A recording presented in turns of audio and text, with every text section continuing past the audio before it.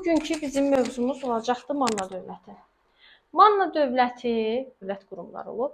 Azərbaycanda yaranan ilk dövlət, ilk müstəqil yaranan dövlət Manna dövlətidir. Bu dövlət yaranıb indiki Cənubi Azərbaycan ərazisini. Cənubi Azərbaycanda Urmiya gölü ətrafında yaranıb. Baxın, bu Urmiya gölüdür. Baxın, bu Arazdan aşağı isə Cənubi Azərbaycan ərazisidir. Bax, işarə qoymuşam. Bu Urmiya gölünü burada yerləşir. Gördüyünüz bu Urmiya gölüdür. Manna da bu Urmiya gölü ətrafında yerləşir. Belə yadda saxlaya bilərik. Bu Manna ərazisində vilayətlər var. Baxın, bu vilayətləri eynən bu şəkil sizdə də var. Daha doğrusu bu xəritə sizin kitabda da var.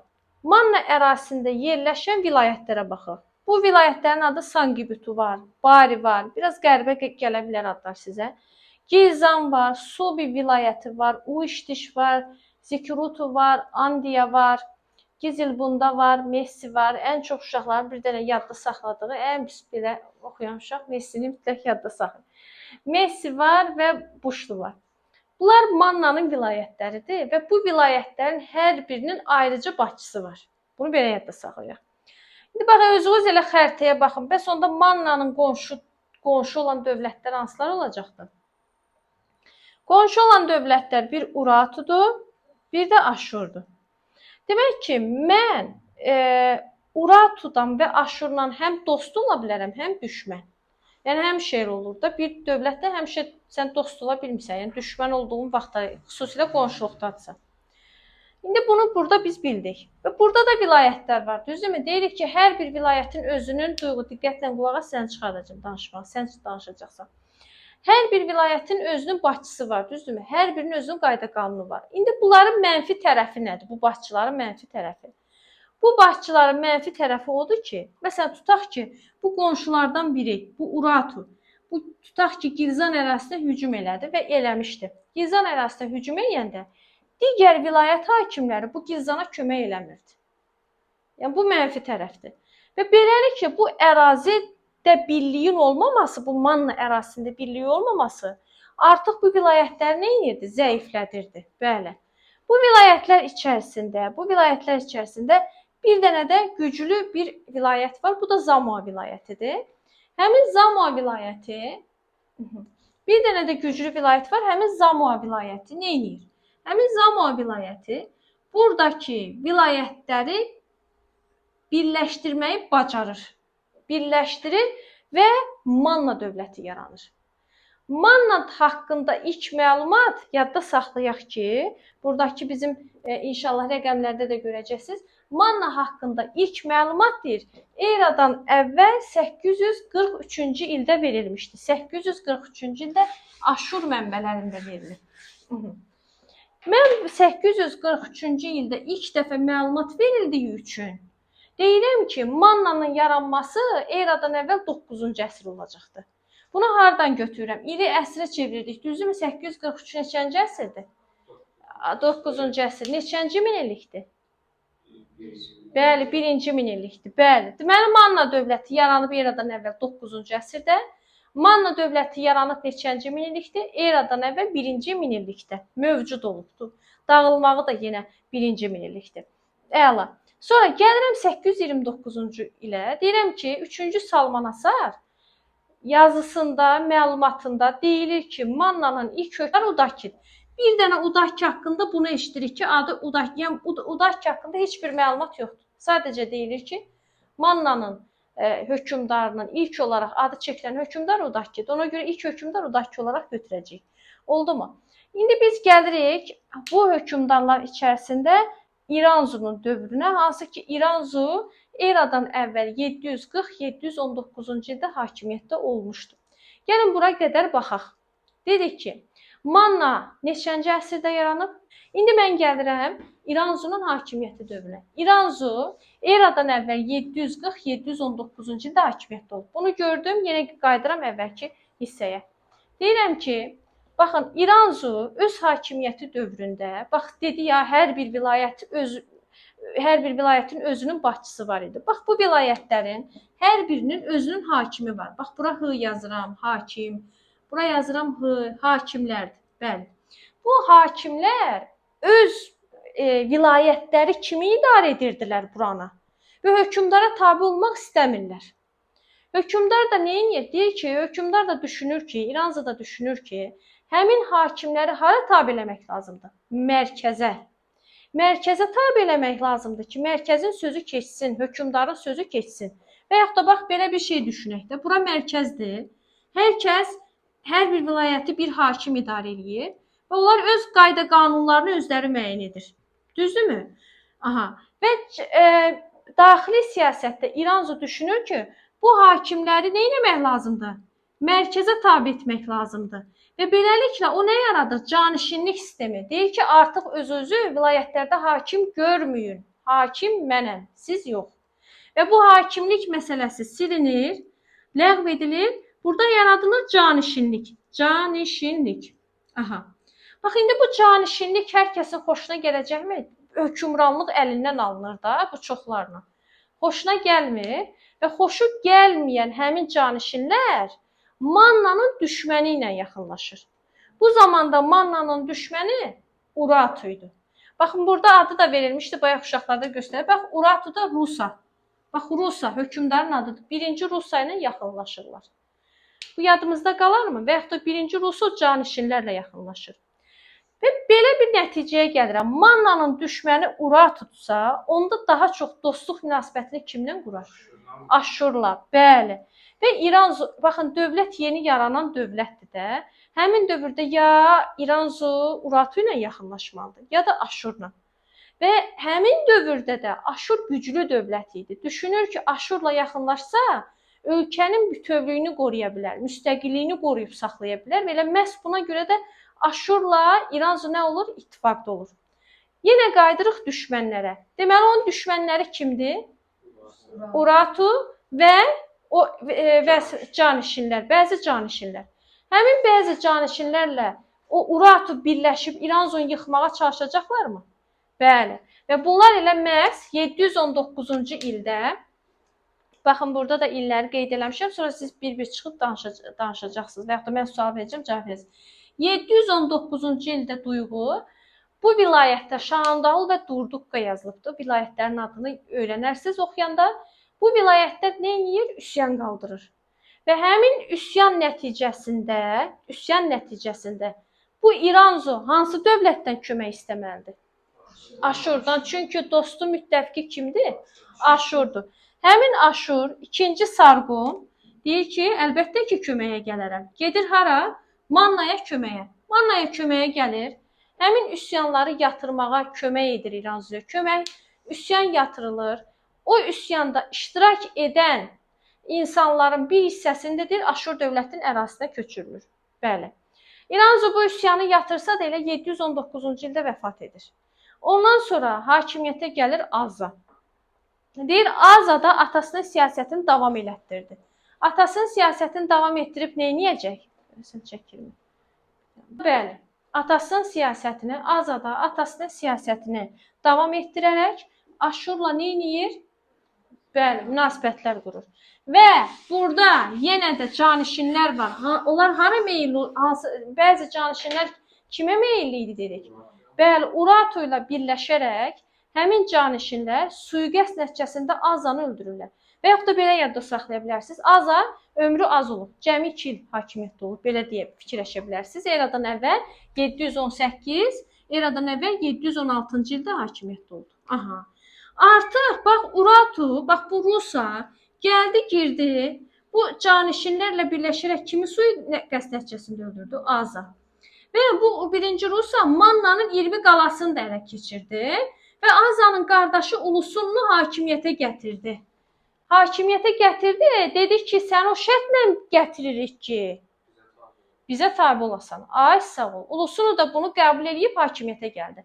Avtomatik onda Ulusunu kimdən uzaqlaşır? Aşurdan uzaqlaşır. Sizcə Aşur həmin dövrdə regionda ən güclü dövlətdir. Bunu qəbul edəcəkmi? Qəbul eləməz. Qəbul eləməyində nə edəcək? Hücum eləyəcəkdir, bəli.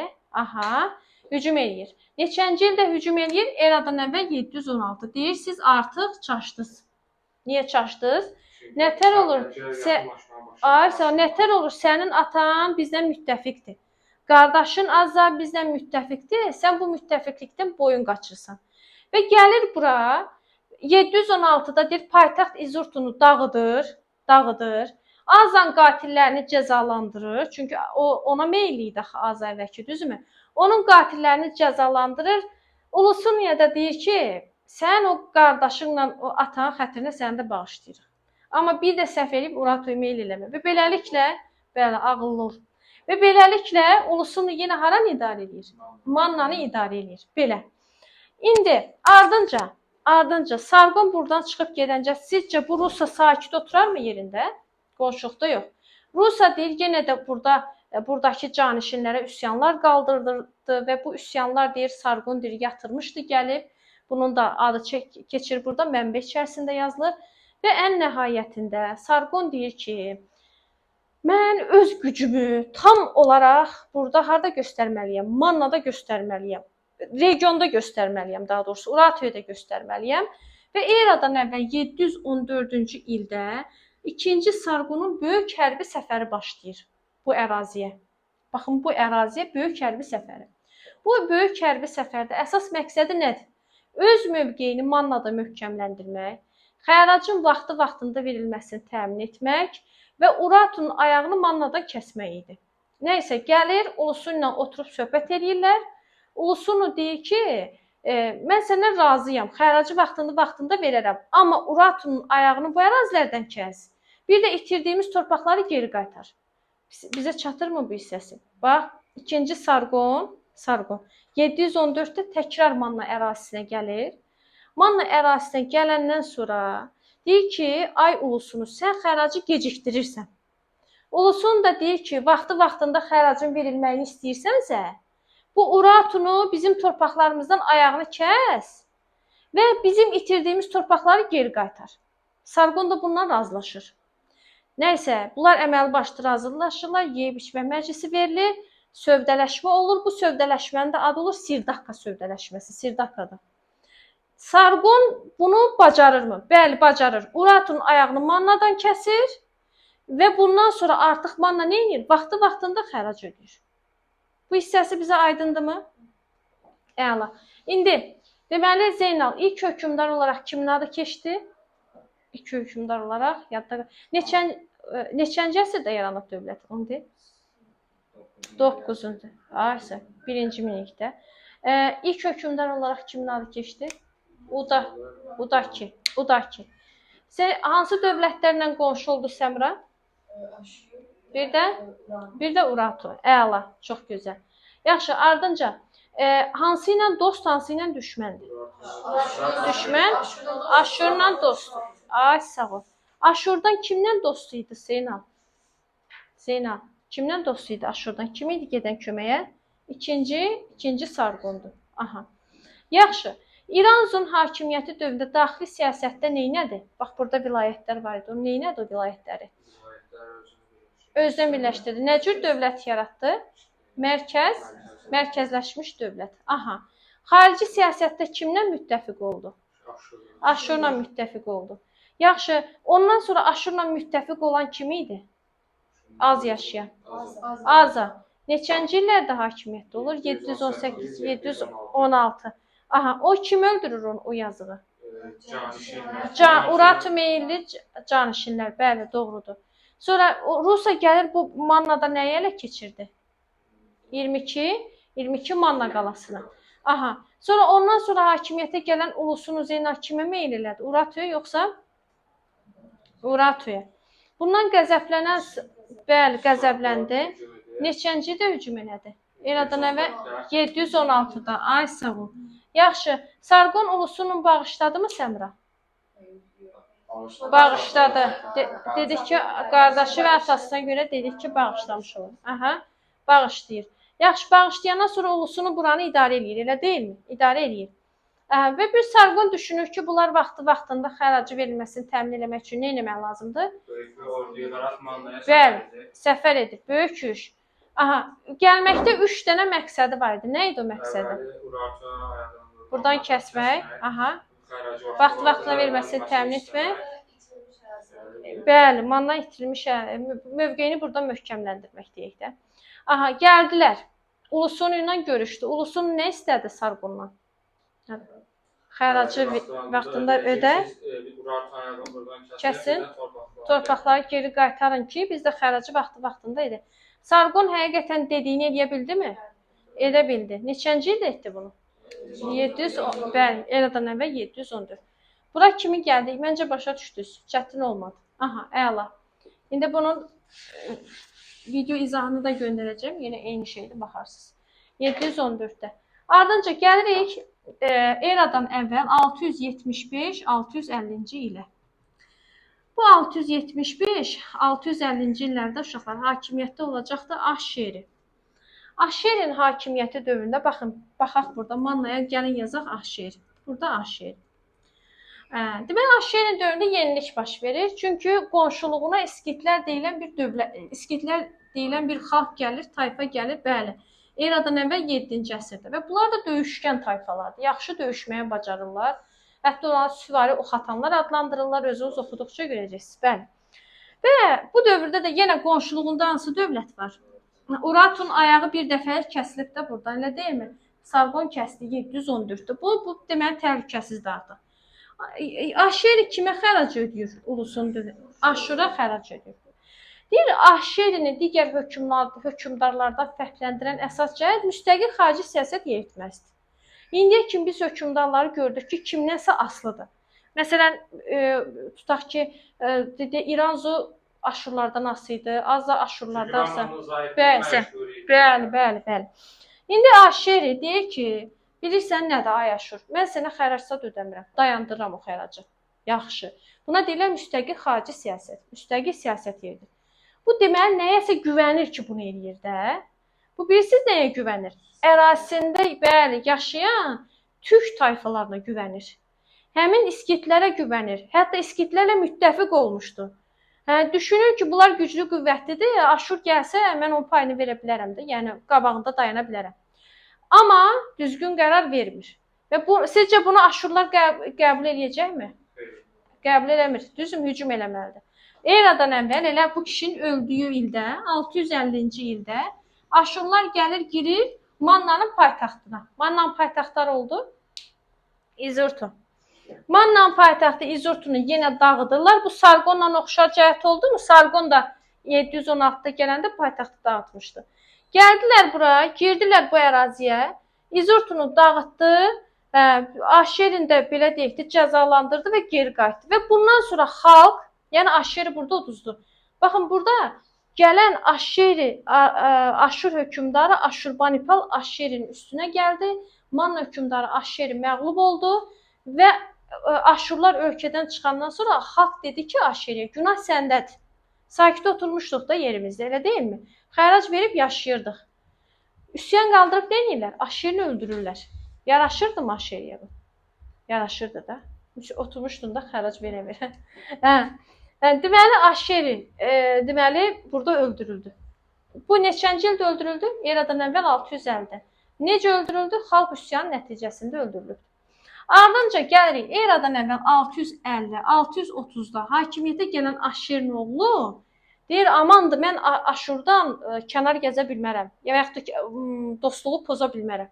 Aşurla, yəni Ahşerdən sonra hakimiyyətə gələn o ali yenə də Aşurla müttəfiqlik münasibətlərini bərpa edir. Lakin bu da deyir ki, əslində səhv qərar olur. Çünki həmin dövrdə deyir, əslində Aşurlar zəifləməyə başlayır. Bu da Manna üçün müsbət təsiri olmur. Yəni mənfi tərəflər olur. Və ən nəhayətində qonşuluğunda gördüyünüz bu Midiya dövləti eradan əvvəl 590-cı ildə bu Manna dövlətinin süqutu uğradacaq. Qonşuluğundakı Midiya. Əlqərəz, dövlət neçənci ildə əsrdə yarandı?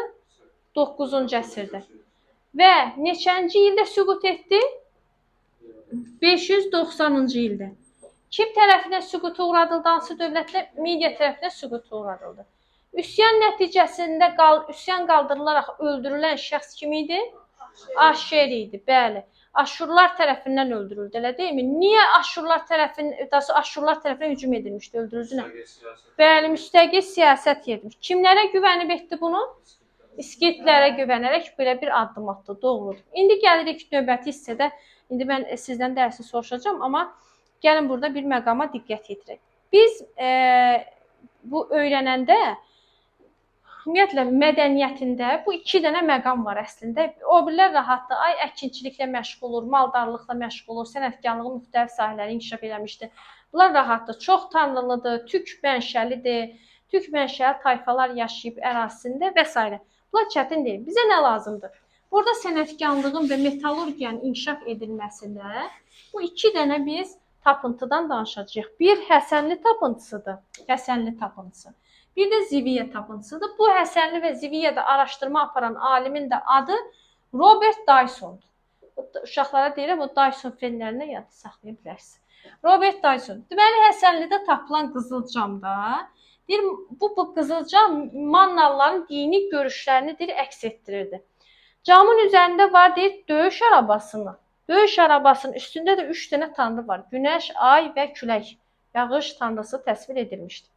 Bu camın üzərində deməli döyüş arabası var. Arabanın da üstündə tanrıları şəklini çəkiblər. Parça qalıqları nəyi göstərir? Toxuculuqla məşğul olduqlarını göstərirdi Mannalıların bu parça qalıqları. Bir də iri şərab küpləri, bu da üzümçülüyün inkişaf etdiyini göstərir. Bu Həsəndə tapılan tapıntı. Ziviyyədə tapılan tapıntı gümüş sini üzərində yazı var. Bu yazı hieroqlif yazıdır. Hieroqlif yazını biz bir də harda gördük dərs keçən? Misirdə. Ay sağa. Yadınızda müqəddəs işarələr adlandırdılar və s. Ritonlar nədir? Ritonlar da, baxın, Mannalılar həm hieroqlifdən istifadə edib, həm də mixiyazdan. Riton da qızıl və gümüş qədəhlərdir. Bunu belə yadda saxlayaq. Və burada bizim dərsimizdə nə var? Robert Dyson var. Robert Dyson'ın bu şəkil əslində aydın çəkməyə mən çalışdım, internetdən götürmə. Bax, bu kişi sevinir. Bax, bu camdır bunun əlindəki, bu camdır. 1956-cı il olmalıdır. 1956-cı ildə bu araşdırma nəticəsində baxın, bu cam tapılıb və bu sevindiyindən əlinə qaldırır ki, mən axır ki, belə bir qədim bir tapıntı tapdım. Bəli, 1956. Belə, bizim dərsimiz, Manna ilə bağlı dərsimiz bu qədər. İnşallah sizlər üçün faydalı bir izah olar. Məncə dərsi